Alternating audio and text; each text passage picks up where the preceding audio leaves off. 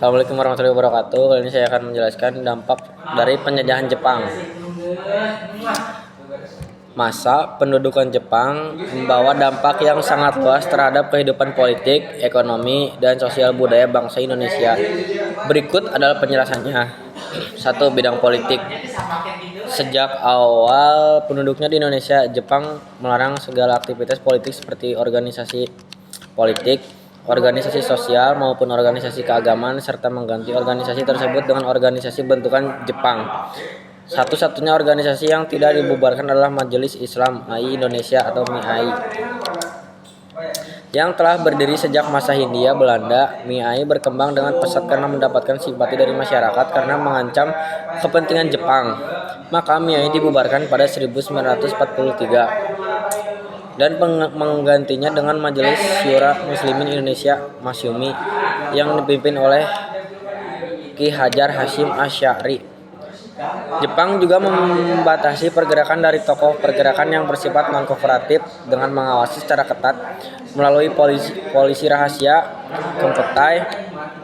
Kempetai juga turun di masyarakat guna menghukum siapa saja yang tidak pro terhadap Jepang dengan menghukum tanpa proses pengadilan. Hak asasi manusia pada masa pendudukan Jepang nyaris tidak berlaku.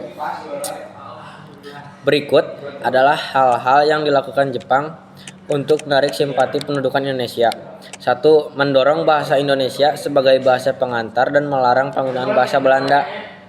2. Membentuk kerjasama dengan tokoh nasionalis melalui gerakan 3A. Membentuk organisasi pusat tenaga rakyat Putra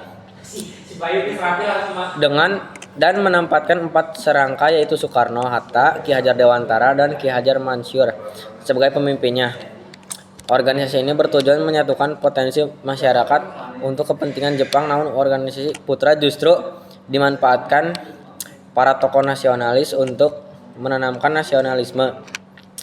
Setelah melihat Putra lebih bermanfaat oleh pemerintahan Jepang, membentuk Badan Pertimbangan Pusat atau dinamakan Chusangi pada 1 Agustus 1943. Tugas dari Chosangin adalah memberikan saran atau tindakan yang dapat diambil oleh pemerintahan Jepang, serta menjawab pertanyaan terkait masalah politik. 5. Mendirikan Jawa Hokokai, Himpunan Kebaktian Jawa. Pada tahun 1944 berbeda dengan organisasi yang lain, Jawa Hokokai dipimpin oleh seorang Gunseikan atau kepala pemerintahan karena merupakan organisasi resmi pemerintah. 2. Bidang ekonomi. Pada bidang ekonomi, kebijakan Jepang secara umum sama dengan negara imperial lainnya. Melalui semboyan negara makmur, militer kuat, Jepang memiliki tujuan menjadikan Indonesia sebagai salah satu basis militer serta wilayah industri. Untuk itu, Jepang mulai mengeksploitasi segala sumber daya yang tersedia untuk kepentingan perang. Hal ini terlihat dari hal-hal berikut. 1. Menyita aset ekonomi yang penting. Jepang menyita seluruh hasil perkebunan, teh, kopi, karet, dan tebu, pabrik, bank, dan perusahaan-perusahaan yang penting. Hal tersebut berdampak pada banyaknya lahan pertanian yang terbengkalai akibat kebijakan difokuskan kepada ekonomi dan industri perang. Akibatnya terjadi krisis pangan, kemiskinan, dan kelaparan. 2. Melakukan pengawasan ketat dalam bidang ekonomi. Jepang mengawasi secara ketat kegiatan ekonomi. Sanksi berat dilakukan pada penggunaan dan peredaran sisa-sisa persediaan barang.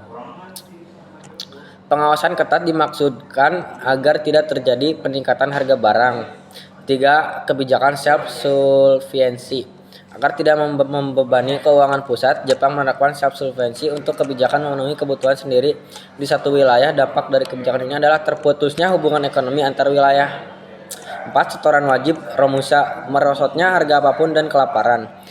Karena terdesak memanasnya keadaan perang di tahun 1944, Jepang melalui Jawa Hokokai menginstruksikan kepada rakyat untuk menyerahkan bahan makanan sebanyak 30% untuk pemerintah, 30% untuk lumbung desa, dan 40% untuk hak miliknya.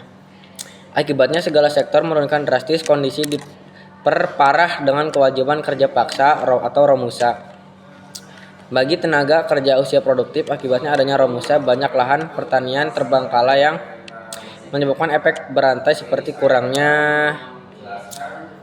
bahan pangan, Dan untuk yang terakhir di bidang kebudayaan, sebagai negara fasis, Jepang menerapkan disiplin yang tinggi. Jepang sangat hormat kepada kaisarnya. Hal inilah yang ingin diturunkan Jepang kepada bangsa Indonesia. Jepang mewajibkan rakyat Indonesia untuk membungkukkan badan sedalam-dalamnya ke arah matahari terbit atau dinamakan Seikaiher.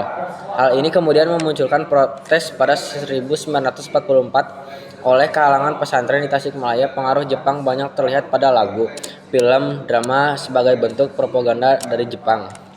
Sekian untuk presentasi saya kali ini dari dampak penjajahan Jepang di Indonesia. Assalamualaikum warahmatullahi wabarakatuh.